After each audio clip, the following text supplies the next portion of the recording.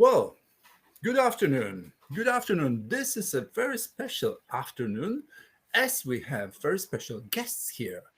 I'm very honored to welcome His Excellency Lloyd Broderick, the Ambassador of Australia, and Mrs. Symington, Emma Symington, one of the youngest masters of wine in the world.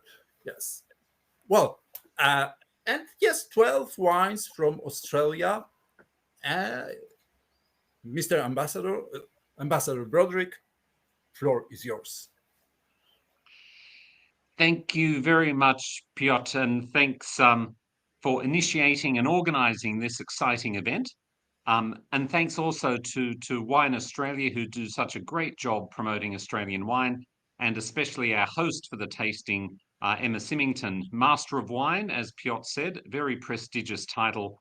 And for someone with fewer taste buds than most, I'm always impressed with someone who can differentiate between wines so expertly. But also thank you to all the participants for your interest in Australian wines.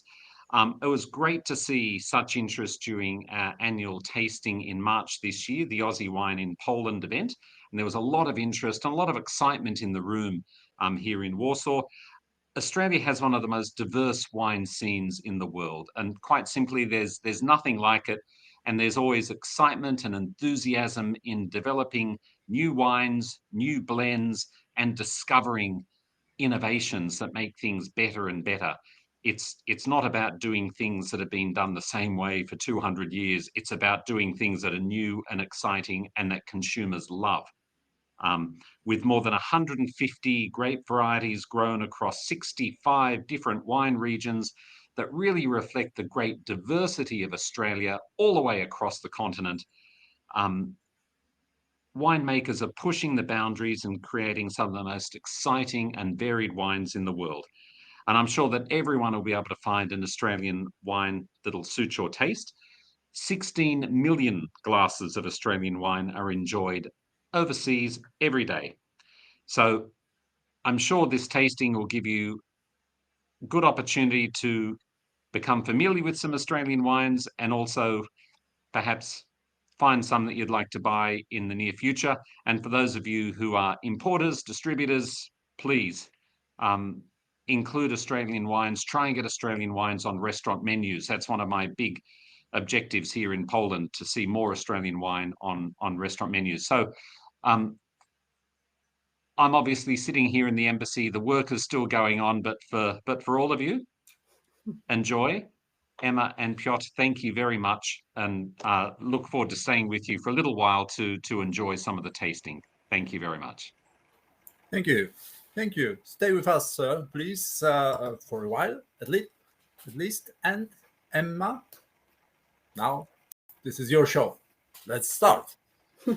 Brilliant. Thank you so much, Piotr, and thank you, Ambassador Broderick, for joining us this afternoon. It's very kind of you to join us for this session, or the beginning of the session. So hello, everyone. As Piotr and Ambassador Broderick said, my name is Emma Symington. I am a Master of Wine and I work for Wine Australia. So, of course, Wine Australia is headquartered over in Australia, in Adelaide, but I work out of our London office, and our office covers the whole of not only the UK, but Europe as well. So that's why I'm here today, talking you through these wines under the title of Classic Australia. Now, I hope many of you will be also joining us next month for our second session, when we're going to be looking at New Wave Australia.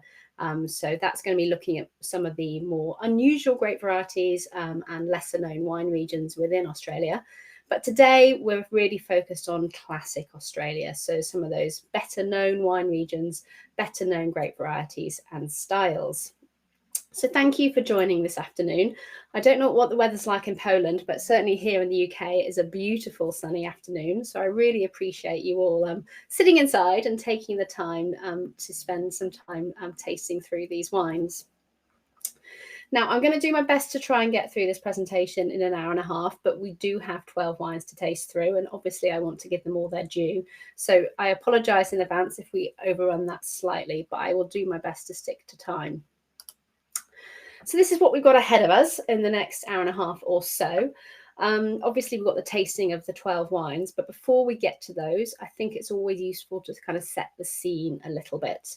So first off, I'm going to talk to you just an overview of the history of Australian wine, sort of where things have come from, where we are now.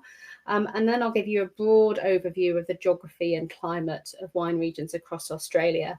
But of course, then as we dig into the tasting, we'll be tasting through a number of wines from a number of different regions. And I'll give you a lot more insight at that point to the particular regions and what makes them different. Okay, but first off, to start off with some history. Now, of course, Australia is a New World wine country, and there are no indigenous wine grapevines in Australia. So in order to make wine, people had to bring grapevines to Australia and plant them there. And that actually happened with the first fleet back in 1788. So those very first settlers who moved across to Australia, obviously they decided one of the first things they wanted to do when they got to Australia was make some wine.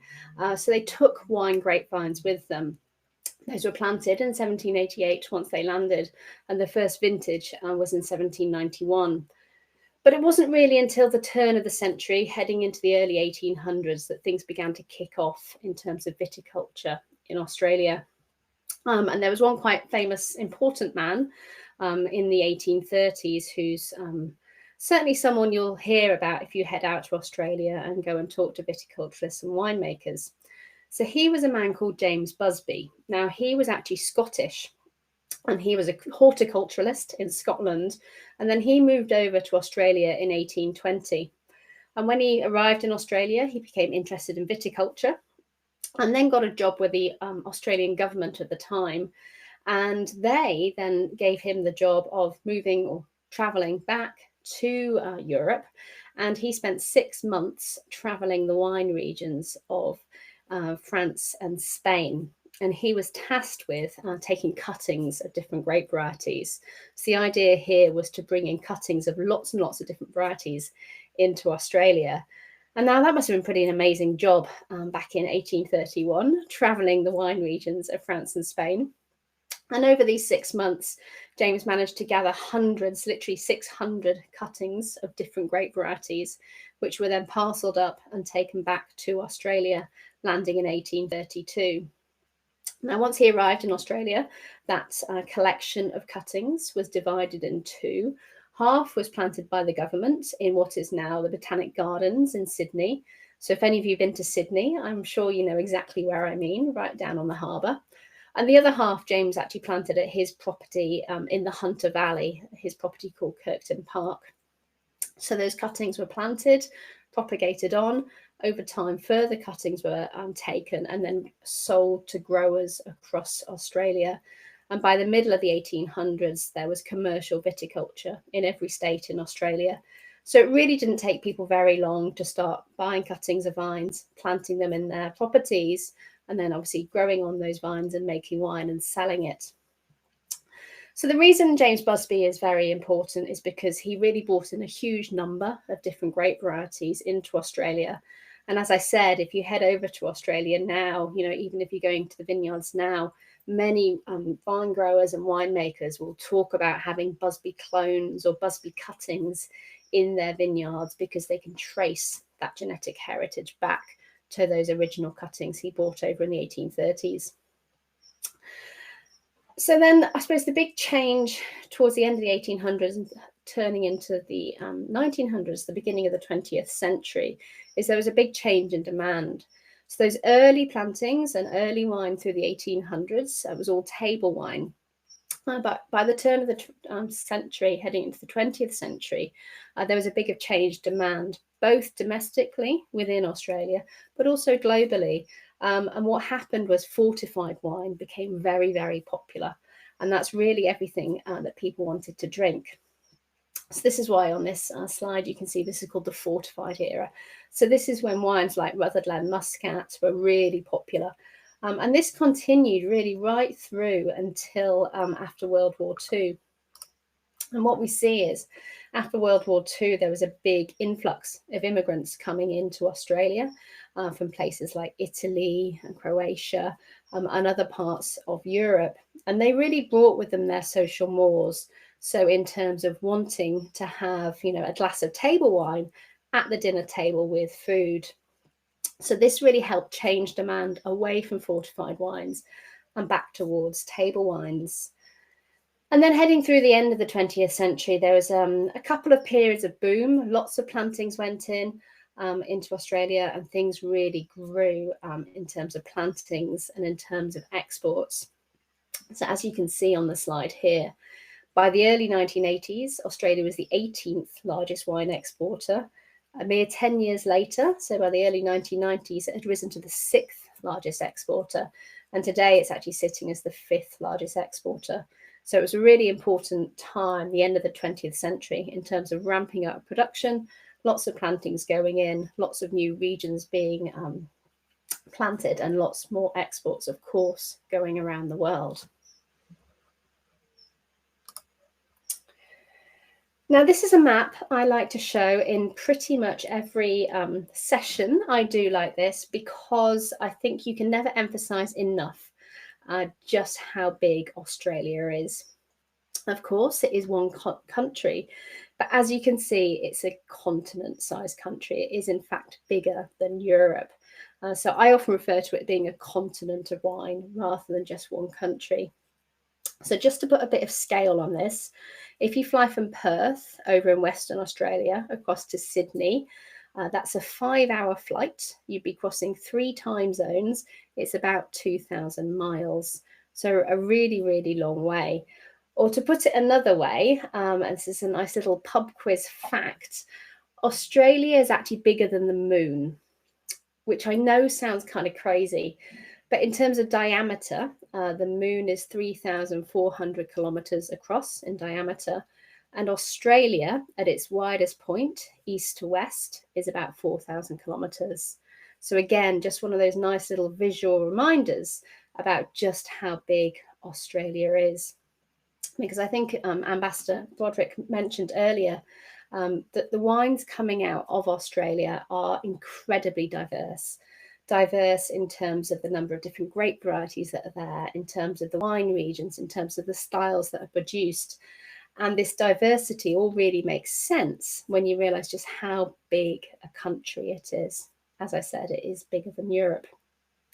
Now, I've spotted someone's asked a question here about what's the oldest vine in Australia. If it's okay, I might leave that there for now because we're going to come on to the subject of old vines a little bit later once we're tasting some Shiraz. So I promise that will get answered, but we might just leave it for later. Okay. So, as I said, Australia is the 5th largest exporter in the world, and it's a country that is bigger than Europe. It's a huge, huge country. So, unsurprisingly, there are quite a lot of wine regions. As you can see, 65 designated wine regions. And don't worry, there isn't an exam at the end of this session. I'm not going to expect you to remember all of these names, because the reality is many of these names actually are really only important domestically. There's a lot of very, very small wine regions in Australia which don't produce a huge amount of wine. So we don't tend to see them in the export markets. I think realistically, it's probably about 10 to 20 of these regions that we regularly see on wine bottles in the export markets. So given what I've just said, that Australia is a huge country, it exports a lot of wine, and it's got 65 different wine regions, I think there often is this perception that Australia produces a lot of wine. But as you can see on this slide, that's not entirely accurate. There's only about 146,000 hectares of vineyard in Australia. That's about 4% of global plantings. Or to put it another way, it's about the same amount as is in Bordeaux and Burgundy put together. So if you consider not only the size of Australia compared to France, let alone compared to these two wine regions within France, you can see there's not a huge amount of vineyard area spread across Australia. But of course, what they do very well in Australia is export the wine. Only about a third of production in Australia is drunk domestically. Remember that although Australia is a huge country, it's only home to about 25 million people. So the domestic market is relatively small. So that means about 2/3 of everything that is produced is exported. around the world. And that is why we see a lot of these wines in export markets. Okay, a new question's come through. What are the biggest climate change impacts affecting wine in Australia? New varieties being chosen for plantings? Oh, a big question here. Yes, absolutely. A lot of new varieties going in, and that's something we're going to be talking about a lot more in the next session next month, when we'll be digging into things like alternative varieties and emerging varieties, and why there is, I suppose, an increasing interest in them. I suppose in a snapshot, it's partly due to climate change, decreased water use. A lot of these varieties need in the vineyard, and the ability to hold the acidity in the grapes. But it's also partly down to changing demand, certainly within Australia. There's a lot of demand for these alternative grape varieties because people are wanting to experiment and try new things.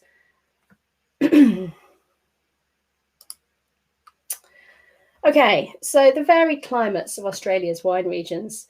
So as I've said, Australia is a huge country, so it should not be a surprise that there is a huge variety of different climates within the different wine regions in Australia. So you have everything from the very cold climate of Tasmania. So Tasmania being an island about the same size as Switzerland, sitting off the south of Australia. It's about 200 or so kilometres south of mainland Australia, totally surrounded by the Southern Ocean, so very much a cold climate, which is why it's perfect for making sparkling wine. There's various other maritime influenced climates across Australia, and then of course the further inland you go, the warmer it gets, until you're somewhere like Rutherglen, so very far inland in Victoria, supercontinental climate, so hot in the summer, cold in the winter, but the perfect climate for making the fortified styles of wines that it's best known for. But when it comes to Australia, in terms of climate, what is true is that a cooling influence is often very important because of where Australia sits in terms of latitude on the globe. So if you flipped Australia to the northern hemisphere, it would occupy the same part of the globe as the very southern part of Mediterranean Europe, the Mediterranean Ocean, and then essentially the entire northern part of Africa. So it does sit relatively close to the equator. Now, of course, that's not to say that the climates in those parts of the northern hemisphere I've mentioned are the same in Australia, because all sorts of different things impact on climate. But you do always have this sunlight intensity because of how relatively close to the equator it is. So because of this, cooling influences are very important in Australia when it comes to premium viticulture and high quality winemaking. So in general, there's three key factors which can impact climate or have a cooling influence in terms of climate. As I've said, latitude. So of course, the further away you are from the equator, the cooler it is. As I said, that's not really having an impact in Australia because it does sit relatively close to the equator. That being said, Tasmania is more southerly in terms of latitude, and so it does have that extra cooling because of that. But this cooling weather pattern, this is one of the key things that's really important when it comes to Australia. And this is down to the Southern Ocean. Now, if I just flick back here. So the ocean right across the southern part of Australia is called the Southern Ocean. Now, this is a very cold ocean. All of those waters come up from Antarctica, so it has a really important cooling influence, cooling the air temperature, but also getting these cooling breezes that push inland from the ocean. And the impact of that is as follows in this nice quote from Brian Crozer. So he says, the Great Southern Ocean creates the same range of climates at 33 to 40 degrees south as is found in the Northern Hemisphere between 40 and 47 degrees north.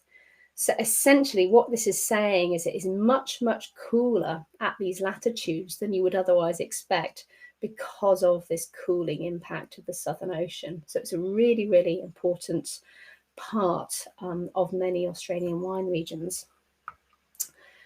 And then the third cooling influence that has an impact on climate and temperature is altitude. So, of course, the general rule of thumb here is for every 100 meters you increase in altitude, the temperature decreases by 0.65 degrees C. So, of course, the higher you are, the cooler it is. And again, something that people don't necessarily realize about Australia is actually it does have some very high altitude wine regions. So some of the highest wine regions in Australia, or highest vineyards in Australia, are well over 1,000 meters. So that's almost sort of Andes level altitude. So these regions, places like Orange in New South Wales, for example, are really cool climates because of this influence of altitude. And, you know, it will play through on some of the wines we're tasting later. So just quickly, there's 3 key areas of elevation in Australia which have an impact on altitude across wine regions. So over in Western Australia, you have the Darling Scarp. Now that should actually be slightly further south on the map. That really has an impact down in Great Southern, which is a southerly region in Western Australia. Now over in South Australia, you have the Mount Lofty Ranges. And these are really important. They're not particularly high. The highest altitude gets up to about 700 meters. But these Mount Lofty Ranges give altitude to regions like the Adelaide Hills, Eden Valley and Clare Valley. So giving elevation and having a cooling influence. And we'll be talking more about some of those regions later. But then, as you can see, the really important area of elevation is the Great Dividing Range. So this runs right down that eastern seaboard of Australia, right through Queensland, New South Wales, and down into Victoria. This is where all the very high altitude wine regions are in Australia. So really important in terms of giving elevation to many, many wine regions, particularly in New South Wales and in Victoria. Now, I just wanted to include this map because I think it really nicely shows, I suppose, in reality, what I've been talking about in theory. So this is a map showing minimum annual 30-year average temperatures. And essentially what you're looking at is the yellows and oranges are the higher temperature regions. And as you head down through the greens into the blues, it's much, much cooler. So, of course, what you can see here is Tasmania, sitting off that south coast, very much the coldest part of Australia, being totally surrounded by those cold waters of the Southern Ocean, and of course being a bit more southerly in terms of latitude. But you can also pick out these areas of elevation, which is really nice, I think. You can see just east of Adelaide, where those Mount Lofty Ranges run, giving that cooling influence. And you can also pick out where the Great Dividing Range runs down that eastern seaboard. So really just showing that, these factors I've been talking about really do have an influence in the climate in these parts of Australia. Okay, I think that's probably enough of an overview before we go into the tasting. So these are the wines you've hopefully all got in front of you to taste through this afternoon. So we've got 5 whites and then a sparkling red wine. And then 5 more reds and a sweet wine to finish off with. So hopefully a nice little diverse range within this. Now, as you can see, the first 2 wines are both Rieslings. I don't know if any of you got 2 wine glasses in front of you, but if you do, please pour wines 1 and 2, because you might want to do a bit of comparing and contrasting between them. If you don't have 2 glasses, that is not a problem at all. Just pour yourself wine number 1 and we will go from there. Actually, I will pour myself some. So the first wine, as you all hopefully can see, is the Pikes Riesling. This is from the Clare Valley in South Australia.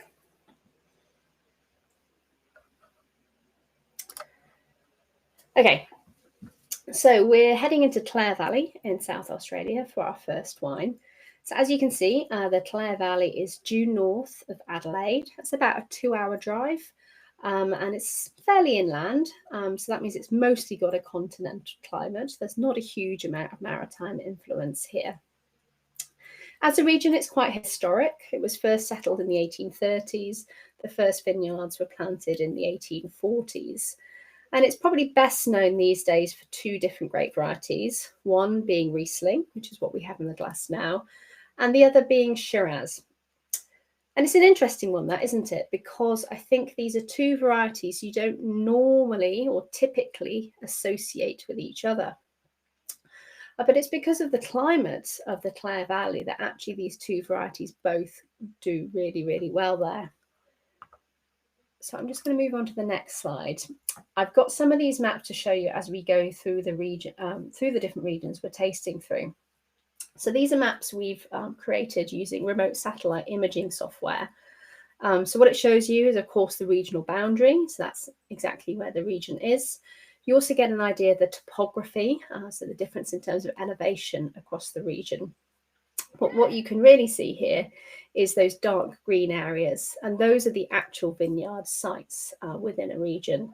So obviously I'm a bit of a wine geek, and I just think it's fascinating to be able to see how widely or sparsely planted some of these regions are. But firstly, to focus on topography. So I've said, Clare Valley is a region where Riesling and Shiraz both do very, very well. And these are not grape varieties you typically associate together, but they both grow very happily in the Clare Valley. And that's really because the Clare Valley is in fact not a valley, confusingly. It's actually a series of ridges that run north-south, and I hope you can pick out some of these on this map here. And then between those ridges, you have the lower lying valley floor. So what that means is you have a big variation in altitude in the Clare Valley. So those lower lying valley floor sites are about 200 meters in terms of altitude. So those are very much the warmer sites. Whereas the higher sites up on those tops of those ridges, you're heading up to about 550 meters. So that means there's about a 350 meter variation across the valley between those lower lying valley floor sites and those higher altitude sites up on the ridges. So this then, of course, explains why Shiraz and Riesling are both well suited to the region, because of course Shiraz is very happy planted on those lower lying warmer sites down on the valley floor. Riesling, on the other hand, does very, very well up on those cooler, higher altitude sites where you get more wind. So this is why these two varieties both do really well here. So in terms of plantings in the Clare Valley, we've got about 5,000 hectares, and about 20% of that is Riesling. So although it is, one of the calling cards of the Clare Valley, it is still only about a fifth of total production. Now, in terms of climate, the Clare Valley, as I said, is relatively continental. It's not a huge amount of maritime influence here. So it does get hot in the daytime in the summer. You can expect 40 degrees, 35, 40 degrees quite typically. But what it has, because of this altitude, the impact of the ridges, and also because it is inland, it has a very high diurnal variation. So that's the difference between the daytime and the nighttime temperature. So as I said, in the daytime, you'd be 35, 40 degrees, but at night, it'd be get down to 10 degrees, if not less, probably into single figures. So you'd be looking at round about a 30-degree difference between daytime and nighttime temperature. And this is really what gives Clare Valley, particularly the Riesling, its particular character. So this is why you get this lovely high acid style, because those really cold nighttime temperatures stop the grapes ripening and keep the acidity and all that fruit purity in the grapes. So I'll just move on. So this is the wine we're tasting. So from a winery called Pikes, this is their traditional Riesling. As you can see, just made with free run juice. And this is quite different actually to what we typically see in Europe from, Germany or Austria. Often European producers want a bit of phenolics in the wine. So typically we'll use a bit of press juice as well as free run. In Australia, on the other hand, they don't want that phenolics. They just want this lovely purity of the juice. So it's typically only 100% free run. Neutral yeast, so it's all about allowing those lovely, fresh, vibrant fruit flavors to come through, and very, very simple in terms of winemaking. So this wine is 12% alcohol. As you can see, it's got a tiny amount of residual sugar, 4.2 grams per litre. But that's really at that threshold of whether you can taste it or not. And I would challenge anyone really to be able to pick up any sweetness in this wine because look at that pH. It's incredibly low and with very high total acidity. So this wine, as I said, is all about that vibrance, allowing that acidity to shine through. And that also is what makes these wines amazing to age. Clare Valley and Eden Valley Riesling, as we'll get onto next, are wines that will age for decades quite happily because you have this lovely concentration of fruit, but that acid line as well, which just keeps going and going. So please have a taste of this if you haven't done so already. And I'd love to hear your thoughts on it in the chat if anyone would like to say what they think.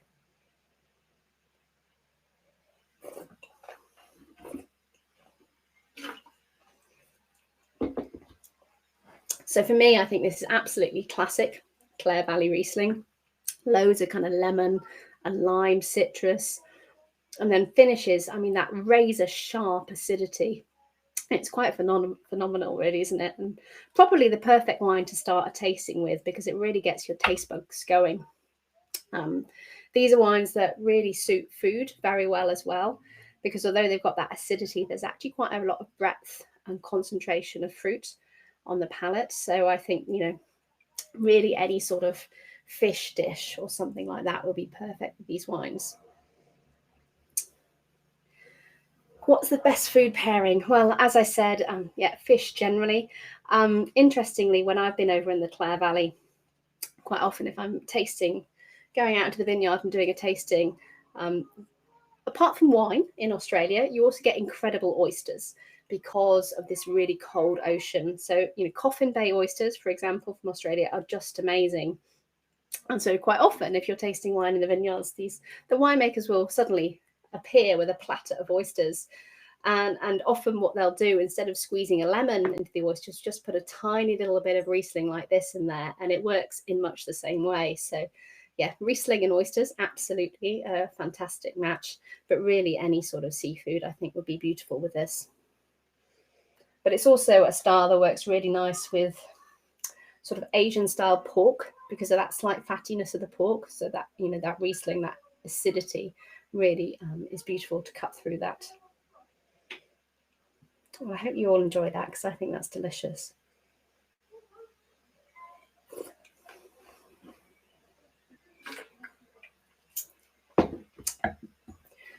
So for our second wine, we are sticking with a Riesling and also sticking in South Australia, but moving a little bit further south.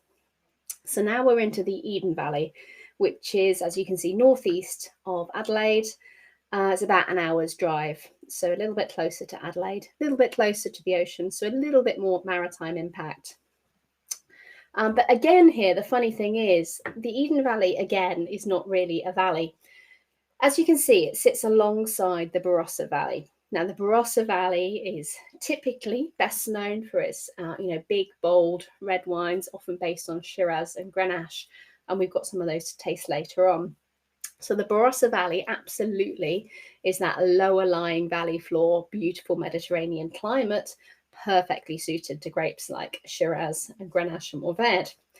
The Eden Valley, on the other hand, sits alongside but above the Barossa Valley, so much higher in terms of altitude.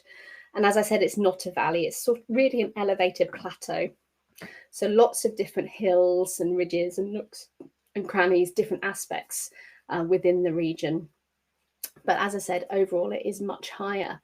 So in terms of altitude within the Eden Valley, the highest part, as you can see on this map, actually has its own subregion called High Eden. The clue is in the name there. So this is the highest part of the Eden Valley. And here vineyards are up to about 550 metres. So in comparison, the Barossa Valley vineyards are typically about 200 to 250 metres in elevation. So again, that huge variation. I suppose I should pour myself some of this wine. So this is our second wine, Pusey Vale. They're a state Riesling from the Eden Valley. Now, Pusey Vale are a winery that's owned by the Yalumba family, and it's a single vineyard estate. So just one single vineyard where all of the grapes come from for their wines. And it sits up in High Eden. As you can see, we're sitting between 440 and 490 meters altitude. So high altitude, so a cooling influence because of that. And it is quite a windy site as well. I've certainly been up there, and every time I've been there, you can really feel the breeze, which of course has a cooling influence too. As it says here, they're a certified member of a Sustainable Wine Growing Australia. Now, Sustainable Wine Growing Australia is quite a new trust mark within Australia for sustainability. It started back in 2019, I think it was now, but growing year on year. Huge numbers of more wineries and more vineyards are becoming certified, which is brilliant to see. But Pusey Vale has been working sustainably itself for a very long time. This is just wild fermented, as you can see. So in terms of, I suppose, the technical information, so it's slightly higher in alcohol here, 12.5%, but, you know, not a huge amount in it. Lower in terms of sugar, only 2.5 grams per litre here. So again, tastes totally dry. Slightly higher pH, and you can see slightly lower TA. So that's giving you a slightly richer, broader mouthfeel when you taste the wine. So have a taste of that. And as I said, if you do still have wine number one, please do a bit of a comparison, because I think it's nice to be able to see the differences between these two regions.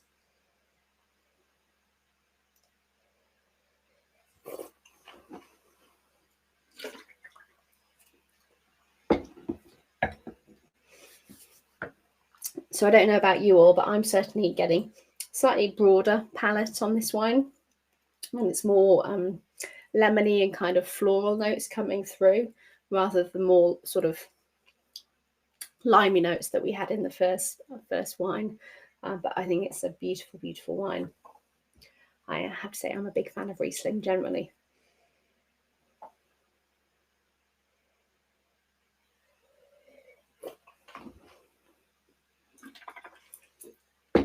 Just the thing to drink on a sunny day, hey?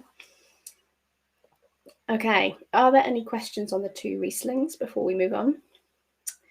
Ooh, what are the best Rieslings with petrol aroma? Well, firstly, don't ever say that to an Australian winemaker, because the Australians would perceive petrol in terms of an aroma as being an off flavour. It's something they really don't want in their wines. And certainly, if you're tasting more aged Australian Rieslings, people are aiming for those more kind of buttered toast and toasty kind of aromas, rather than the real petrol-y aromas. So I would say you don't tend to get too much in terms of real petrol coming out of aged Australian Riesling. But as I said, it's more of those kind of toasty notes you get coming through.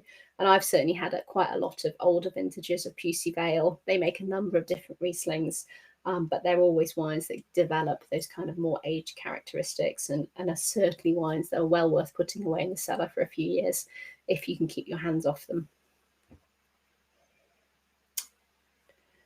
Right. So again, for wines 3 and 4, we've got a bit of a pair here because we've got two Chardonnays. So again, if any of you got 2 glasses, do feel free to pour yourselves wine number 3 and wine number 4 now, and we can have a bit of a taste comparison. Otherwise, if you've just got 1 glass, please go ahead and pour wine number 3. So for the third wine, which I will show you, is the Giant Step Chardonnay. So this, we're down in the Yarra Valley. So the Yarra Valley, as you can see, is in Victoria.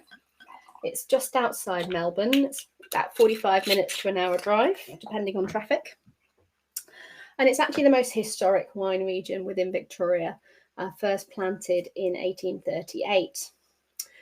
But it's an interesting region because although it has this very historic within Australia background, it's actually very modern in terms of viticulture these days. And that's because by 1921, viticulture totally ceased within the Yarra Valley. This was because it's a cool climate region. And in the 1920s, as I said earlier, that was a period of time where everyone domestically and in the export markets wanted fortified wines. And the fortified wines are not a style that is suited to the Yarra Valley. There was also an economic depression at the time. So, as I said, by 1921, everyone ripped out the vineyards and moved across really to dairy farming. And it wasn't until the 1960s and 1970s that people started replanting vineyards in the Yarra. So it's got this kind of two-part history to it as a region. Let's see, here we go. So as you can see, the Yarra Valley is quite big in terms of area of the region, but it's not hugely widely planted. It's about 3,000 hectares across the region, so not a huge amount of plantings. And it's a region that doesn't have any official sub-regions, but if you go out there and talk to the winemakers, they'll often refer to two unofficial sub-regions, being the Upper Yarra and the Lower Yarra. So if you can trace this highway, I'm hoping you can see my pointer at this point. If you can trace this highway that kind of runs from the northeast down to the southwest, essentially everything north and west, so everything up here, this is classed as the Lower Yarra. And all these vineyards down here, so to the south and a bit west, that's classified as the Upper Yarra. And again, the clue is very much in the name here. So those Lower Yarra sites, those are the lower altitude sites, those warmer sites, maybe about 50 meters and upwards in terms of altitude. On the other hand, the Upper Yarra sites are very much those higher altitude vineyard sites, heading up to 400 plus meters in terms of altitude. So there is this very big variation across the valley. And this again is the reason why there's quite a lot of different grape varieties in Yarra. So down on those lower Yarra valley floor sites, that's where you get some Cabernet and Shiraz. There's also things like Gamay and Nebbiolo grown down there these days. Whereas up on those upper sites, that's classically where you're going to have the Chardonnay, Pinot Noir, both made for still wine, as we have today, but also for sparkling wines. There's a fair amount of traditional method sparkling wine made in the Yarra Valley. So you have this cooling influence because of altitude, particularly towards those upper Yarra Valley sites. But you also have some influence from the ocean, as you can just about see on this map. We're only just inland, so you get these cooling breezes that come right down from the southwest and push up into the valley. And now to the north of the valley up here, this is the Great Dividing Range. So, you know, a range of mountains. So this stops any hot air coming down from the north, but also traps in that cooler air that's blowing in from the ocean. And then similarly, round to the southern part, you have the Dandenong Ranges. So a smaller area of hills, but together this means you have this lovely amphitheatre that sort of surrounds the valley. So this allows all those cold airs that push in from the southwest to get trapped in the valley. And that obviously has a cooling influence too. So this again has that cooling impact across the valley. So the one we have here is Giant Steps Chardonnay. Giant Steps is for me one of the really exciting producers in the Yarra Valley. This is just their sort of entry level, if you like, Chardonnay. They have various single vineyard sites that come in above this in terms of their brand ladder. And I just love all of their wines. They're really, really beautiful. So here, about 30 to 40 kilometers away from the ocean. So as I said, you have that lovely ocean influence coming in here and a range of altitude in the vineyards. So Giant Steps, as I said, have a number of different vineyards across the Yarra Valley at different altitudes. And as you head up to their single vineyard sites, you can taste from obviously the different vineyards. This wine is taken from a number of those sites, which is why you have this variation in altitude here.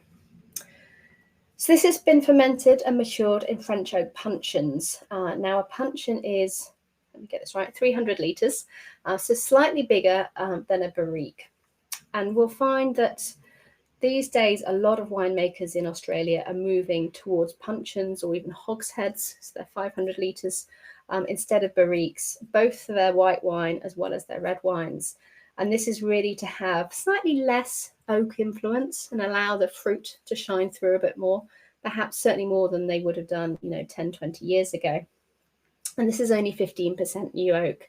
So just a little bit of new oak to add a little bit of complexity. But this is really all about showing that lovely Yarra Valley fruit coming through. So please do have a taste of this if you haven't done so. And Yes. we have a question about the food pairing. Was this for this wine or was this for the... I believe this is for this wine. Yeah. Anyway.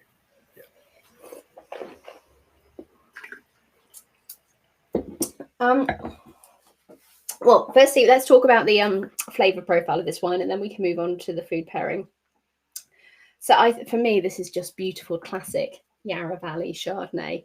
You've got that lovely kind of melon and white peach kind of flavours coming through in terms of the fruit profile. But then this lovely, slightly spicy, nutty, kind of mealy complexity that you're getting from that aging in oak. I just think it's really smart as a Chardonnay and really delicious. So in terms of food pairings, I mean, as with Chardonnay, you've got so many options, really, don't you? Again, any fish dishes, anything more in terms of white meats, any number of different vegetarian dishes would very happily suit this wine. You know, it's one of those lovely grapes that really can suit all sorts of different food profiles. And I think because this is so beautifully made with that lovely layer of oak, which is just kind of supporting the fruit, it's not in any way over the top of the fruit. I think, you know, it really could match all sorts of different things. So another question, given the height variation, is there a big variety in flavours between the years? Good question. I'm not sure if you mean this particular wine or across the Yarra, but talking about this particular wine, I would say this is typically the style you would expect from Giant Steps, or really more broadly from Yarra Valley Chardonnay. So this lovely delicacy and restraint with a little bit of oak to support, but in no way overpowering. In terms of vintage variation, so that's a sort of broader topic, you absolutely do get vintage variation in regions right across Australia. Again, I think there's this perception that every year is the same in Australia, but that's absolutely not the case. And certainly for the last sort of 3 or 4 years, there's been much, much cooler vintages than classically in Australia, much cooler, much wetter. So it's been a bit trickier, certainly for the viticulturists and the winemakers, and creating, I suppose, very restrained styles of wine. No doubt that will change, and I think we're heading into El Nino time, so things are likely to be getting a bit warmer again in Australia, but very much you do have this vintage variation. And someone loves this wine. Great, me too. I think it's beautiful. And in the next session, we're going to have the Giant Step Pinot Noir. So I hope you'll enjoy that one that time too. Okay, so for wine number 4, we are, as I said, sticking with Chardonnay, but heading to a different wine region. So again, if you can compare and contrast these, it's a nice thing to be able to do. So our 4th wine is from the Adelaide Hills. Again, the clue really is in the name here. These are hills just outside Adelaide. And again, in terms of history, a very similar story to what happened in Yarra Valley, because, you know, these originally were planted in the 1830s, but then all viticulture ceased by the turn of the 20th century. And it wasn't until about 1970 and onwards that things restarted in the Adelaide Hills. So again, it's relatively modern in terms of recent viticulture within the region. Again, as a region, it's quite big. It's about 75 kilometres north to south, about 20 east to west. But again, as you can see, not hugely well planted or widely planted at the minute. There's, you know, sort of patches across the region. And again, there's quite a big variation in altitude in the Adelaide Hills. So the highest part of the Adelaide Hills, this is up in the Mount Lofty Ranges that I mentioned earlier, is just inland of Adelaide, up to about 650, 700 metres. And this is around Piccadilly and Lenswood, as you can see on the map here, 2 official subregions within the Adelaide Hills. But as you head north, you're heading towards the Barossa Valley. As you head east, you're heading inland. And as you head south down towards McLaren Vale, in each of those areas, you're heading downhill, essentially. The altitude is getting lower. So those higher sites in Piccadilly Valley and Lenswood, this is typically where there's a lot of Chardonnay, Pinot Noir, Sauvignon Blanc. You get quite a lot of sparkling wine, again, made here. But as you head both north and west and south, you're heading into some of those warmer sites. So this, again, is where you get Shiraz. But it's also a place, there's quite a lot of Italian grape varieties being planted now. So things like Barbera, Montepulciano. Gruner Veltliner, interestingly, is finding a really happy home in the Adelaide Hills. There's about 25 different producers of Gruner Veltliner now. So keep an eye out for that. But of course, we are focusing here on Chardonnay again, so sticking with the classics. And the wine we have is probably from Australia's most famous winery of Penfolds. This is their Max's Chardonnay. So if anyone doesn't know the Max's labels, these were introduced maybe a couple of years ago now as a new label. And named after Max Schubert.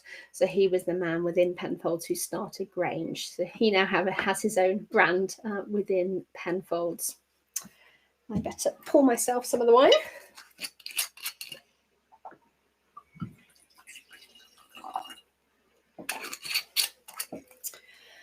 So as I said, although Adelaide Hills is, has some height in terms of altitude and it is relatively cool climate, it is a bit further north than the Yarra Valley.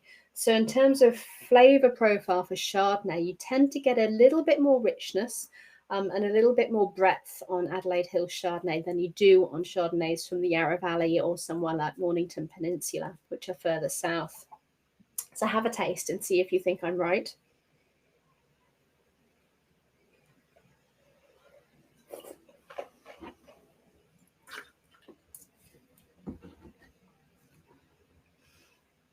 I'm certainly getting more kind of peach, those kind of stone fruit flavors coming through here. You can see in terms of the winemaking, there's a small difference. So here we've got barriques instead of puncheons, so typically 225 litres. So a little bit more oak to wine ratio and 30% new oak here. So a little bit more new oak as well. And I do think you're getting some more of that kind of smoky oak coming through on the flavour profile.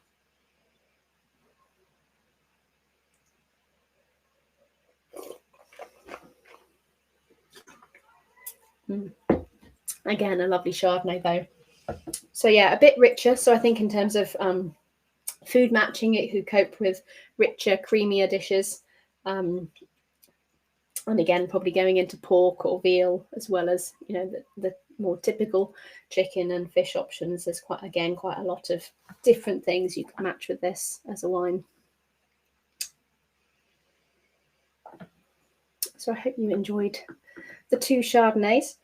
Chardonnay obviously being Australia's most planted white grape variety and really important for it as a country. Okay, if there's no questions on the Chardonnays, we can move on. Okay, so we've got one more white to taste, and for this we're heading back to the Eden Valley. So as I said earlier, just inland of Adelaide. And the wine we've got here is from a winery called Yalumba. So Yalumba is one of the most historic family-owned wineries in Australia, set up in 1849, and they're now in their 6th generation. So still totally family-owned and run, and a really very important winery. This is the Samuels Collection Viognier. Now, Viognier is a real sort of love story, I think, for Yalumba. They first planted it as a grape variety back in the 80s. It was originally imported into Australia as a variety in 1968, and then Yalumba planted their first commercial vineyard of it in 1980. And remembering at the time, back in the 70s and 80s, Viognier was out of favour across, well, the world really, and was in decline in plantings. I think there was something like 11 hectares left in Condrieu. So it almost went extinct as a grape variety. And I really think we can thank Yalumba as being really the winery that helped turn things around for Viognier and bring people's attention back to it, make people excited about it, and sort of start it becoming popular again. So as I said, they first started planting it in 1980, but they spent a really long time perfecting how to make it, how to best make it. And their top wine, which is the Vigilius Viognier, you may have heard of, they didn't release that until I think 1998. So it was about 18 vintages they've been working with Viognier for before they decided that they really felt like they understood it as a grape variety. And it's now something that they really are best known for in many ways. And they are the biggest planter of Viognier in the Southern Hemisphere.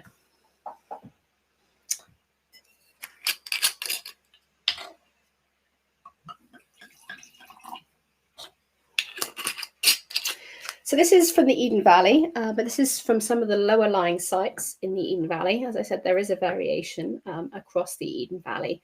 And this is from about 380 meters in altitude. So much lower than the sites that we had the Riesling from earlier. So a little bit warmer, which is obviously better suited to Viognier being a sort of warm climate, Mediterranean climate grape variety.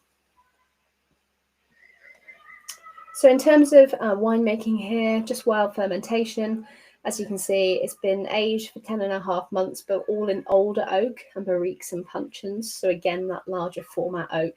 So this is about allowing that lovely, vibrant, sort of voluptuous fruit to shine through from the Viognier without sort of encasing it in any real oak flavour.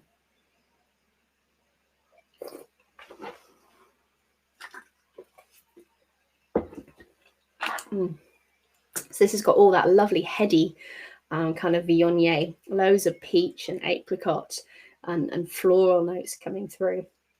I think it's a beautiful wine. And Viognier typically as a grape variety is something that often can have quite some phenolic influence. It's quite thick-skinned. So you do get some of that slightly bitter influence and phenolic influence in the wine. And for me, this is what makes this such an amazing wine to match food with. It's a real food-friendly wine, and certainly something that you don't want to serve too cold. You want to allow all those lovely aromas and flavors to shine through.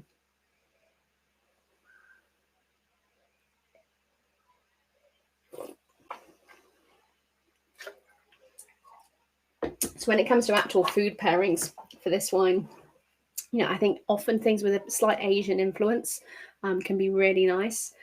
This can hold up to lots of different spice kind of flavors. It would probably overpower a simple, delicate white fish or something for that matter. You need something with a little bit of flavor and depth to stand up to the wine. But I hope you like that one. Piotr. Yeah, coming back to Max's, there's a question about the wholesale price. Do you have any idea? I don't know, I'm afraid. I can tell you in the UK, it's about 18, 19 pounds over here. I don't know if that helps in any way. Yeah. Okay. Well, but that's retail price, not wholesale price. Retail, yeah. More likely. Well, we're gonna ask Paul Webster, perhaps from London. Yes. Great. We can certainly do that. So we come back to you with the price of this. Good. Okay, so that was the first 5 white wines. Does anyone have a question on those before we move on? I hope you enjoyed them. I think they've nicely shown a lot of variation across varieties and styles in Australia. So I hope there's something there for everyone. But if there's no questions, we better move on because I'm aware time is ticking away. And now we've got some sparkling wine to taste, but not sparkling as you may know it, because this is a sparkling red wine, a sparkling Shiraz. So for this wine, we are sticking in South Australia and down in McLaren Vale. So McLaren Vale, as you can just about see on this map, just south of Adelaide. Again, it's about half an hour, 45 minutes drive out of Adelaide. And it's kind of sandwiched between the ocean on one side and the Adelaide Hills on the other side. Again, it's a very historic region within South Australia, first planted in the late 1830s. And as you can see, there's a fair amount of vineyard area now in the region, somewhere around about 7,000 hectares. So, you know, it's a really important region for viticulture and very well known. It's also stunningly beautiful if any of you get the chance to visit, because you have these beautiful golden sand beaches along the coast and blue sea, and then looking inland over the vineyards, heading up into the Adelaide Hills. It's a really wonderful place to visit. And of course, many, many wineries to go and see. But the wine that we have is from a winery called Patriti, and this is their sparkling Shiraz. Now, sparkling Shiraz is kind of an iconic wine in many ways for Australia, although many people will never have tasted it before, I imagine. There's not a huge amount made, not too many wineries make sparkling Shiraz these days, but it's been a style that's really been around since the very early days of winemaking in Australia. For whatever reason, those early winemakers started making sparkling wine with Shiraz, Shiraz being one of the very first grapes planted in Australia. And it's something that's really persisted through since then. Now, the top wines made from sparkling Shiraz are traditional method. This one, on the other hand, is Charmat method, so made tank method production, but made with half aged Shiraz that has been aged in oak barrels, and the other half is from newly made Shiraz wine, and then put through the second fermentation to get the bubbles in the wine. So please do have a taste.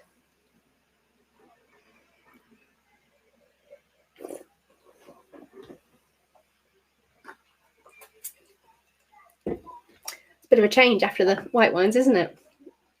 But incredible. It's just so mouthfilling, and there's so much lovely, vibrant red fruit flavors going on there. I often find sparkling Shiraz is what we say over here in the UK is a Marmite wine. Now, I'm not sure if that really translates to Poland, but essentially what that means is it's a style of wine people either seem to love or hate. And I think that's fine. You know, it's nice to have these wines that kind of split opinion and get people talking, because it's a wine that's quite a surprise. You know, if you've not tried a sparkling red wine before, it can be a bit of a shock. But I think these wines are amazing as food matching wines, because there's something people don't expect, but they can the different foods. You know, typically in Australia, you know, if they do have a turkey for Christmas, and obviously many people don't, often with the turkey and all the trimmings, people have a glass of sparkling Shiraz, because it kind of cuts through all that richness and works really, really well with all those kind of Christmas spices. Personally, though, what I love to show a sparkling Shiraz with is a dessert. So either something, you know, dark cherries, dark bitter cherries or plums, something like that, or a dark chocolate torte, which as a dessert can be very hard to match well with a wine. This is where sparkling Shiraz, I think, works really well. You know, it has that lovely freshness and bright fruitiness that works really well. Oh, good. Someone says it's so surprising. Love it. Excellent. Me too, I have to say. I think this is a really, really lovely one. Very well judged. You know, the mousse is just, it's nice. It's not overpowering in any sense. And you really have this flavor and personality of Shiraz, but in a cold, sparkling format. So I hope that's been a bit of a surprise. And I hope most of you love it rather than hate it.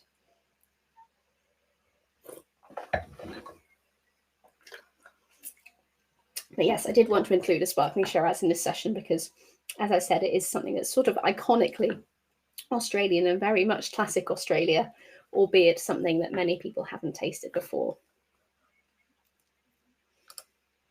Okay, so for the rest of the red wines, we are sticking in more normal territory. And the first one is from a winery called Angove, and it's actually just from South Australia. So South Australia is the most important state in Australia in terms of wine production. Just about 54% of all production comes from South Australia. And many of the regions we've been talking about, of course, fall within South Australia. But the wine that we've got is a mix, a blend from a number of different regions within the state. And this is the Angove Organic Shiraz Cabernet Sauvignon. So this is a blend of about 60% Shiraz and about 40% Cabernet Sauvignon. Certified organic. Again, they're a member of Sustainable Wine Growing Australia. And I will find myself a glass.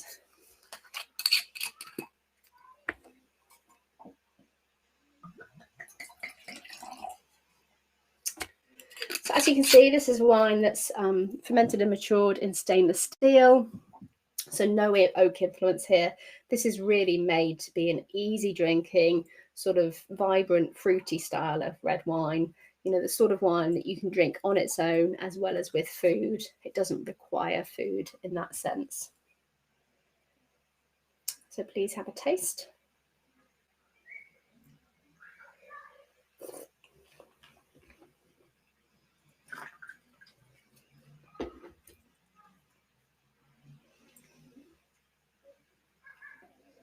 So Angove themselves are a family-owned winery, and they're the owners of the most amount of organic vineyard land in Australia. So being organic is very much part of their family ethos. And obviously you can see it front and center on the label here. This is really one of their more entry-level wines, I suppose. And as I said, it's really designed to be fun and fruity, easy drinking, and certainly I think it would slip down very easily.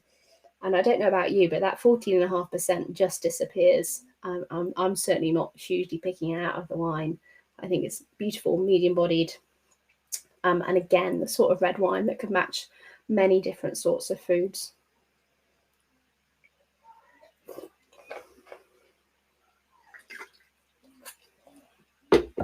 Question, what's the percentage of organic wine in Australia? Do you know what? I'm not certain about across the whole of Australia.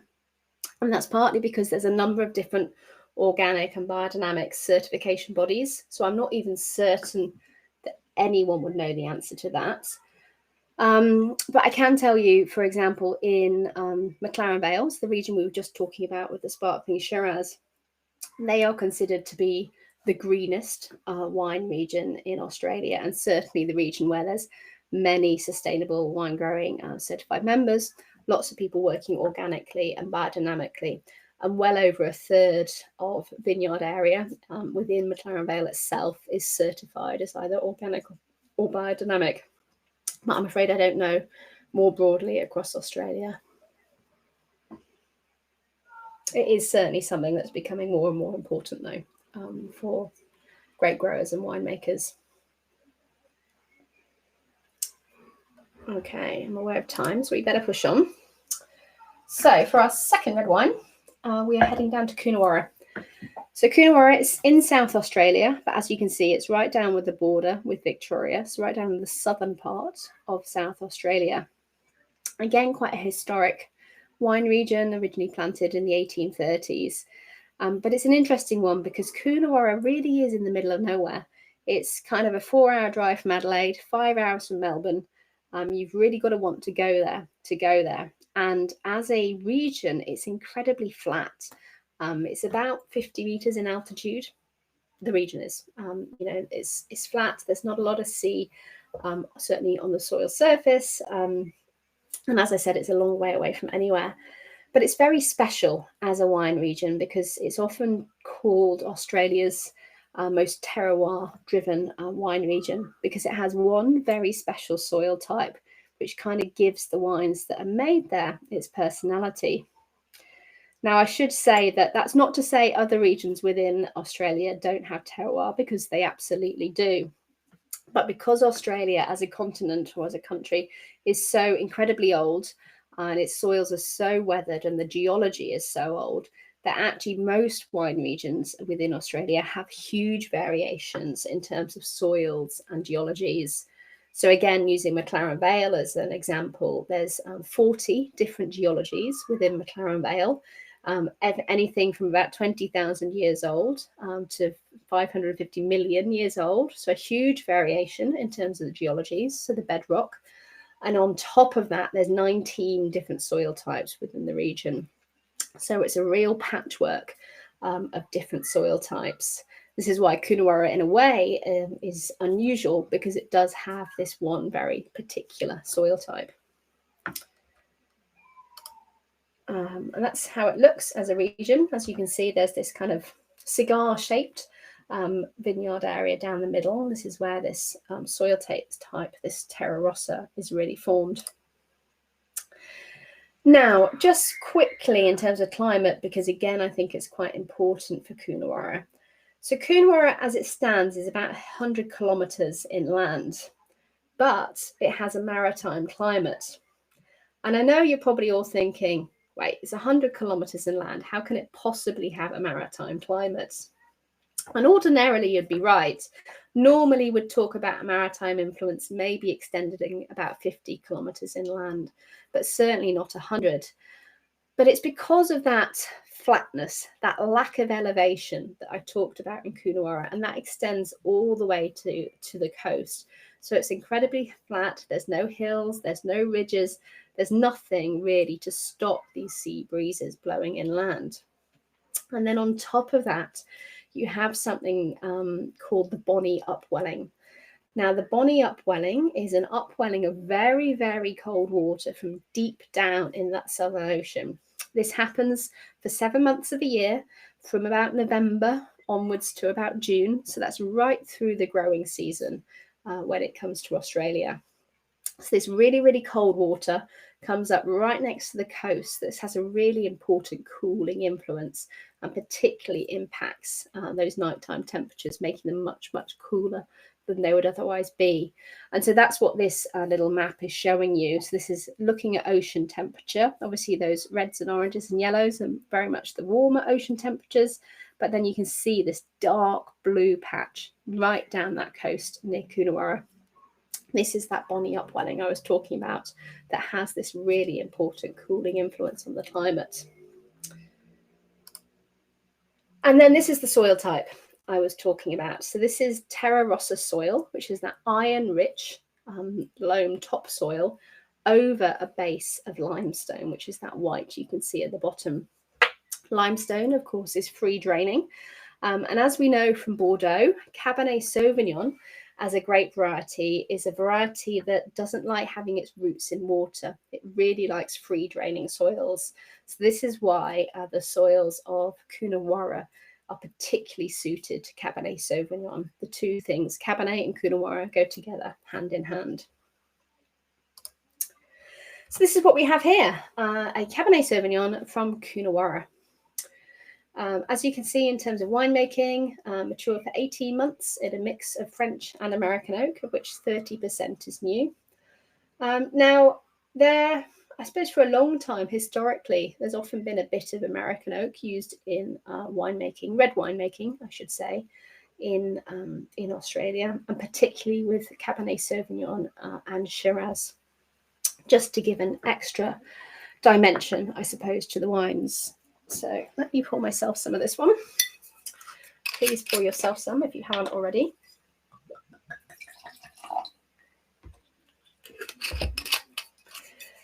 So the vineyard here, Heirloom Vineyards, I know they're seeking distribution in Poland, but they do have, I think, a warehouse in Bulgaria. So they're one of these wineries that sort of, warehouse within Europe, and then are able to, send wines to other markets much more easily than shipping from Australia directly. So I think this is absolute classic Coonawarra Cabernet Sauvignon. You're getting those kind of lovely earthy flavors overlaid with some of that kind of herbal, almost eucalypt kind of notes.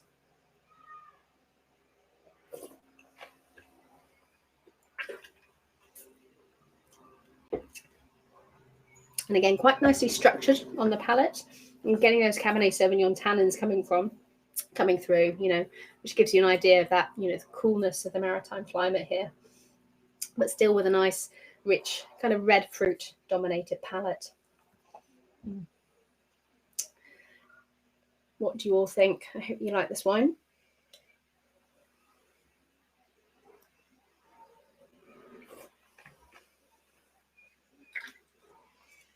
I think because you've got that lovely kind of drying tannin there, this is a wine that really, really does need some food, as opposed to the last red wine we had, which, as I said, really you can drink quite happily on its own.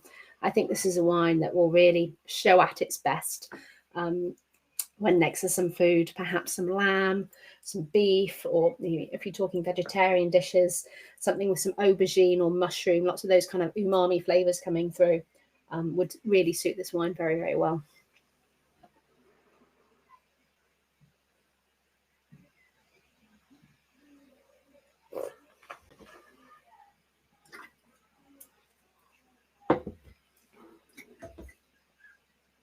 Okay. So continue our little tour in South Australia. We're back in McLaren Vale. So as I said, this is the region just south of Adelaide, sandwiched between the coast and the Adelaide Hills. But in terms of climate, very much lovely Mediterranean climate. It's a region that, as I said, is really suited to organic viticulture because, you get these ocean breezes coming through, so very low disease pressure, beautiful sunny days, but, wetter, cooler winters. It is a beautiful wine region. And the wine we have is from quite a famous winery called D'Arenberg. This is the Darry's Original Grenache Shiraz.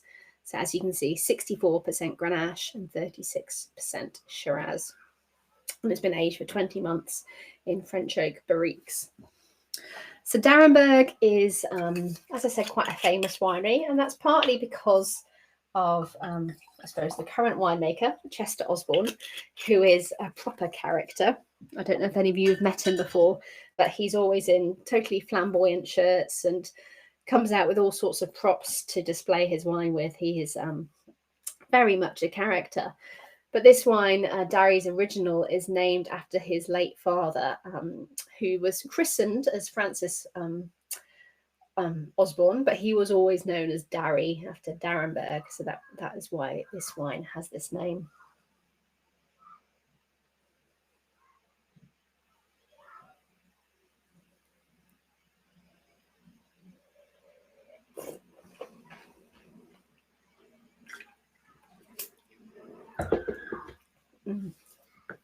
And I think this Grenache Shiraz type blend is quite typical, quite classic in Australia. You get that lovely kind of juicy fruit coming through from the Grenache, but then the Shiraz just giving you a little bit more breadth, a bit more texture, a bit more tannin as well to round it all out. If you do have any comments on the wines, please do let me know. It's always nice to hear what everyone thinks. Yeah, let me help you guys. If you want Emma to come back in July, please make some comments. Okay, otherwise I'm not sure. No, it's always nice to hear from you. So I know I'm not just talking to myself, but just to get a bit of feedback on the wines. Even if you don't like them, that's totally fine. Wine is meant to be discussed and enjoyed, hopefully, but it doesn't mean you have to like every single wine put in front of you. Now let's give them a chance, right? So while you're thinking about what you want to tell me about the wines, we can start talking about the next wine, which actually, interestingly, is the only one of the lot which was under cork. Everything else, you may have noticed, was under screw cap. And I think that's pretty typical of Australian wine. Since about the 2000s onwards, many people have moved across to screw cap, particularly for white wine. Obviously, it keeps them so much fresher. You don't have any potential detrimental effect of cork, be it through random oxidation or through cork taint. But a lot of people are moving reds across there as well. And that's often because actually domestically in Australia, very few people own a corkscrew. And I mean that quite honestly. People would much prefer having a screw cap. That being said, of course, there are still some wines under cork. Torbreck being quite a well-known winery in different markets, quite famous. They're one of the wineries that back in the 1990s, Robert Parker gave huge points to. So, their top wines became highly sought after, highly priced, particularly in the States. And some of these markets are markets where people still like cork. So, some of these wines still have cork. But most people, as I said, are moving really across to screw cap.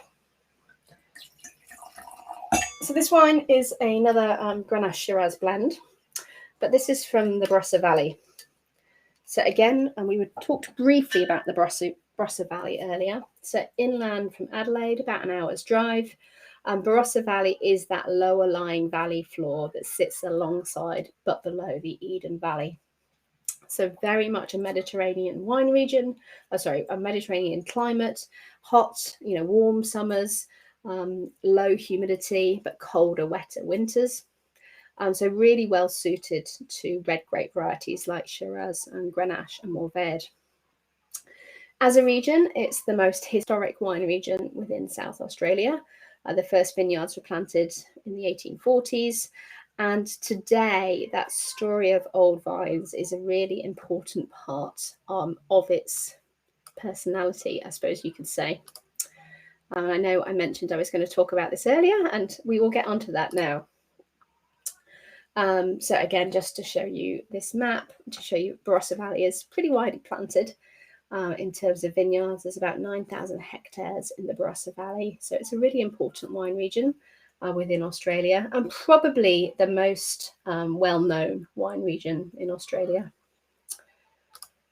And I've just included this image just to give you an idea of that difference in elevation between the Barossa Valley and the Eden Valley. So these vineyards you can see in the foreground, this is the Barossa Valley. And then the top of that line of hills, that is the Eden Valley. So that just gives you a nice little visual idea of the difference between these two regions. So as I said, old vines are a really important part of the Barossa story. And this is really simply because the oldest vines in the world of a number of different grape varieties are in Barossa. So the oldest Shiraz grapevines in the world are planted in 1842. They are in the Barossa. It's also home to the oldest Grenache that was planted in 1850 in the Barossa. The oldest Mourvedre vineyard is in the Barossa, planted in 1853. And the oldest Cabernet Sauvignon vineyard in the world, again, is in the Barossa, planted in 1888. So why is this? Again, this is something that often surprises people, when you're talking about a new world wine country, but suddenly you're talking about some of the oldest vineyards in the whole world. Well, it's simply down to phylloxera. As I'm sure many of you are aware, the vineyard louse phylloxera got to Europe in the 1860s and quickly decimated the vineyards of Europe. And so over time, all the vineyards pretty much in Europe had to be uprooted and then replanted on grafted American rootstock. So this is why there's none of these very, very old vineyards, or almost none of these very, very old vineyards still existing in Europe. Now, phylloxera did get to Australia in 1875. It came into Victoria. But the South Australian government at the time just had this incredible foresight because they realised what an issue this might be. So essentially, they closed the state borders and didn't allow any vine material across from other states into South Australia or from other countries into South Australia.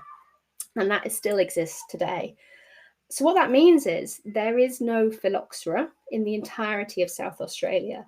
So all these vineyards, these very, very old vineyards, still exist in South Australia, are still on their own roots and still, producing grapes and making wine to this day.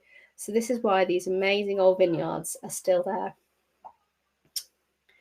So question, if I understood correctly, the oldest vine used to make wine in Australia is from the 1840s. Yes, 1842, in fact. And how many of the historic vineyards are still in operation? Well, that nicely brings me on to my next slide. Because these old vines are such an important part of the Barossa story, part of its heritage, back in 2009, they set up this charter. It's really simple. As you can see, there's 4 groups essentially. So an old vine is classified as anything that's 35 years or more old. A survivor vine is anything that's 70 years or more old. A centenarian vine is anything that's 100 years or more old. And then those really, really incredibly old vineyards that are 125 years or more years old are the ancestor vines. So in terms of the Barossa as a region, about 20% of the region is classified as old vines or older, and there's about 250 hectares which are centenarian vines or older. So there's actually quite a lot of these vineyards, still in the ground, still producing wine to this day. And it's an amazing thing to do if you get to go to Barossa, is go and see some of these incredibly old vineyards, because they really are a piece of history. Just thinking back to the history these vineyards have lived through from the mid 1800s through to today. So as I said, it's a really important part of the Barossa story, and I think it's interesting because old vines as a topic, I suppose, is becoming more and more talked about globally in different regions, which is great. But it's nice because Barossa kind of was a bit ahead of the curve on this, having set this chart up back in 2009. So the wine we have here is from Torbreck, as I said. This is their Stedding GSM, so a blend of 65% Grenache, 20% Shiraz and 15% Mataro. Now, Mataro is the Australian name for Mourvèdre. And as you can see, this has been sourced from multiple vineyards, ranging from 40 years old, so that's old vine vineyards, up to 150-year-old vineyards. So that's those really, really old ancestor vines. So this very much is a wine all about old vines. This has been matured for 20 months in very large 4,500 litre French oak food. So again, this isn't necessarily about getting that oak flavour profile through into the wine. This is just about having that maturation in the oak. So please have a taste if you haven't done so already.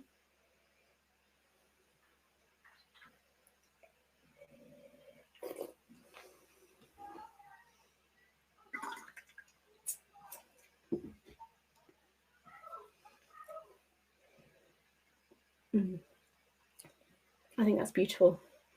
You're really getting those lovely kind of vibrant raspberry notes almost, and cherry notes from the Grenache, but then that breadth from the Shiraz and the Mataro giving that extra kind of spice and complexity on the finish.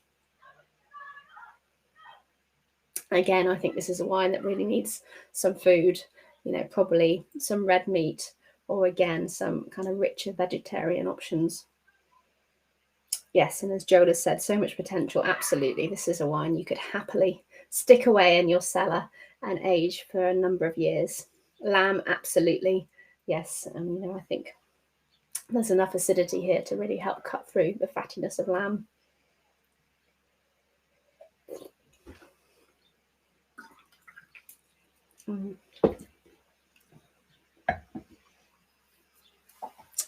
That's very nice. Okay, so we've got one more red wine to taste, and we're sticking in the Barossa Valley here. So this is Langmile, the Valley Floor Shiraz. Now, I mentioned that the Barossa is home to the oldest Shiraz vineyards in the world from 1842. And those vineyards are now owned by Langmile. So this family-owned winery that we have here, they don't go into this particular wine. Langmile makes a particular wine from those very old vineyard called their Freedom Shiraz, which is their top wine, just from those incredibly old vines. So it doesn't go into this particular wine. But they very much are the custodians of those oldest vineyards, oldest vines in the world of the Shiraz. So this is, 95% Shiraz and a little bit of Cabernet Sauvignon and Durif. And again, it's been aged for 2 years with some American oak and a bit of French oak as well. And I mentioned earlier that we do see a bit of American oak in Australian wines, particularly in terms of reds. I think you're seeing less and less of it now. It's something that we probably saw more of it back in the 1990s, which was the era of almost everything was a bit over the top. It was the era of Robert Parker, and a lot of these wines got huge amounts of points, but often they were probably left on the vine quite long. They were quite over extracted, lots of oak, and honestly, they weren't the most exciting or enlivening wines to taste. And I think what's really nice in the last kind of 15-20 years, people have absolutely pulled back from that style, making wines that are a lot fresher, a lot more food friendly. Still, of course, you have that weight, that breadth and concentration of fruit profile. When you're in the Barossa Valley, it's, as I said, a Mediterranean climate, so you're always going to have that slightly elevated alcohol and richness of fruit profile. But I think now you're getting much fresher styles, much more elegant styles than we used to get.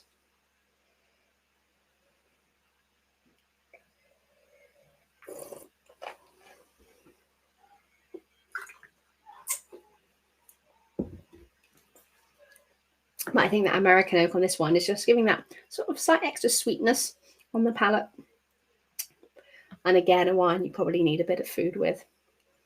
I'd almost go with barbecued meats for this, to be honest. I think that'd be lovely. Some of those kind of smoky flavors of the meats, I think, would work really well with this wine.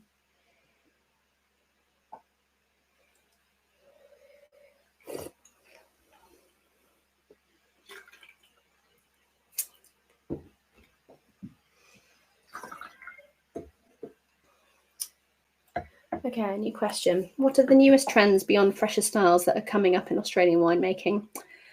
Well, we're probably going to talk about that in much more depth next time, because the title of the next session is New Wave Australia. So we'll be looking at some of those themes coming through then and trends. But as I said, very much this fresher style. And I think that's partly down to domestic demand in terms of consumers in Australia. Obviously, you have a lovely climate that people want to eat outside and drink outside. And so having these, fresher, lighter styles of wines, particularly in terms of reds, are really what is popular down under. So I think that is changing. Of course, there's a number of people making things like natural wine and orange wine, things like pet nat, again, very popular down in Australia. And we're beginning to see some of these filter through to the export markets too, which is great. I think, as I said at the beginning, the exciting thing for me about Australia is its diversity, because it is so huge and there are just so many things happening, people experimenting, be it with different grape varieties or different methods of winemaking. And because there's no restrictions, legal restrictions in terms of the wine regions, aside from obviously the regional boundary, beyond that, people can plant whatever grape variety they want. They can make it in whatever way they want. There's no restrictions on yields. There's no restrictions on picking dates, anything like that, which, many people in Europe have to deal with. So that makes it, for me, really exciting, because it does mean people are, continuing to push the envelope and try new things and keep experimenting. Okay, so our final wine is a sweet wine. So you probably want to rinse out your glasses, unless you've got another one to hand, which would be quite handy. Just give that a rinse. And for this, our final wine, we're heading into Riverina. And as you can see on this map, Riverina is quite a large region. It is in New South Wales. It is inland. It is very flat, and it is really predominantly where a lot of wine that goes into bulk wine, entry-level supermarket style wine comes from. There's a lot of rivers running through it, as you can see, so there's a lot of irrigation, and it is what it is. But there is something very special in Riverina, which is the wine we are going to taste now, which is from a winery called De Bortoli, and it is their Noble One Botrytis Semillon. So because of all these rivers and areas of water that are in this region of Riverina, it can get very humid through the autumn, and it makes it the perfect place for botrytis to exist naturally. And this wine, well, as it says on the label, is all made from botrytized grapes. So this hasn't been seeded. It's not like someone's gone on and sprayed botrytis in the vineyard. This is all natural in much the same way as you obviously get in Sauterne. And as you can see, matured for 12 months. So a bit of new French oak going on in here. So giving some of that extra spiciness and complexity. Quite a lot of sugar, 231 grams per litre, and only 11.5% alcohol. So probably quite a lot less than you'd expect from the likes of Sauterne. But this is something that is very particular to De Bortoli. No one else is really making, or other people are making botrytis Semillons in Riverina, but I think no one else at quite this level. This is like the Yquem essentially of Riverina. It really is something very, very special to De Bortoli. So please have a taste.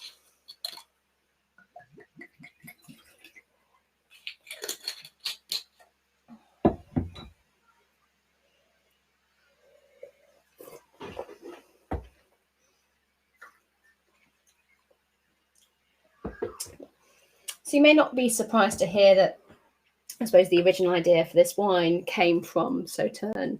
So the winemaker here, Darren De Bortoli, when he was studying winemaking, someone shared a bottle, I think it was Chateau Clement, with him.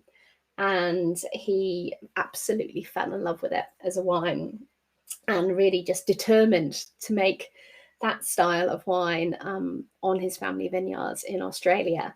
And it took some time, it took some experimentation, a bit like Yalumba with Viognier. But now, or for a number of years, these wines have been really something very, very special.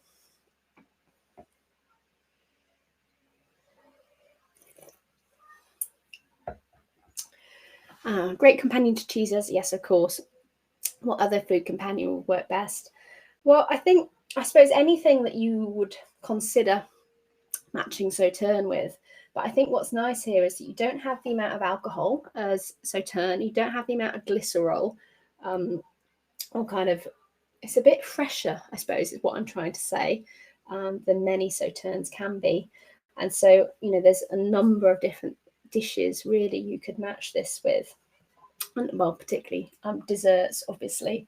But I think because it is fresher, it doesn't need to be something quite so heavy or cream based as you might have with Sauterne. I think something more citrusy would actually work really nicely with this, or classic apple tart or frangipan or something like that. All sorts of different options. But I hope you are all enjoying that, because it is something really quite delicious.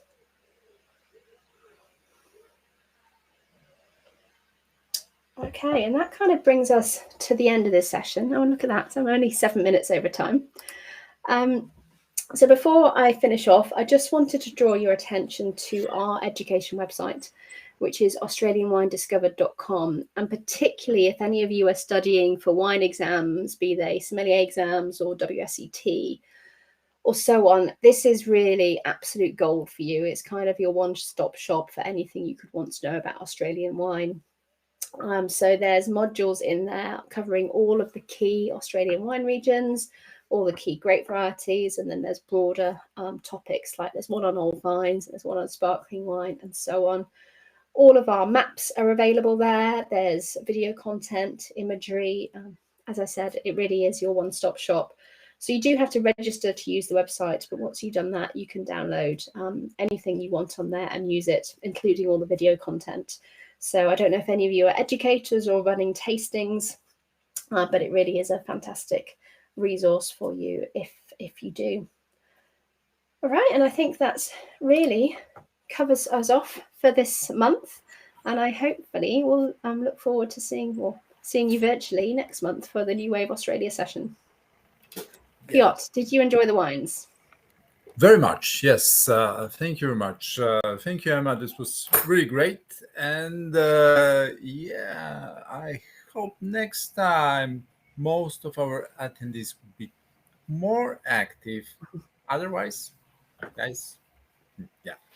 So thank you very much, Emma. And still some, now they are active. Well, Yeah. as long as everyone's learnt a bit and tried some wines they weren't aware of, that is the key thing. And enjoyed it. No, this is, yeah. Well, thank you very much. Thank you, Emma. Thank you, guys, for being with us. And there are some nice comments coming.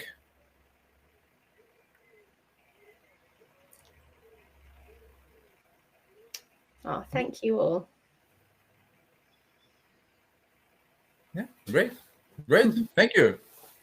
Thank you, and I'll see you all next month. See you next month. See you in July. Yes. Yes, absolutely. And don't forget, tomorrow is whose birthday is tomorrow? Am I meant to know whose birthday it is tomorrow? This is the king birthday Ah. tomorrow. Sorry, these things pass me by. So see you next month. This is definitely in July. There's no king's birthday. Perfect. Thanks, everyone. Have a good Thank evening. you. Bye-bye. Bye. Bye.